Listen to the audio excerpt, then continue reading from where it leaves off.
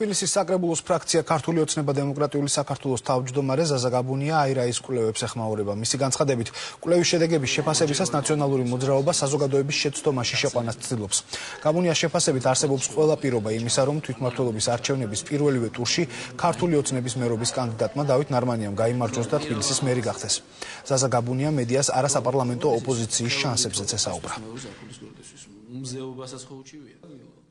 პირველ რიგში მე მინდა მივმართო საზოგადოებას, რომ არ დაიჯეროს და არ დაუჯეროს გიორგი ვაშაძეს და იმ ადამიანებს, რომლებიც ცდილობენ უკვე არსებული კვლევების შედეგების გაყალბებას. გარდა ნაციონალური მოძრაობისა, ჩვენც ვფლობთ აღნიშნულ კვლევებთან დაკავშირებით კონკრეტულ ციფრებს და ბატონ ნარმანიას არ აქვს არავითარი პრობლემა ბარიერის გადალახვის, მეცაც გეტყვით, ის არის უდაო ლიდერი აირაის ამ კონკრეტული გამოკითხვების და ზოგადად არსებული საზოგადოებრივი განწყობის მიხედვით დედაქალაქში. ძალიან მაღალი შესაძლებლობა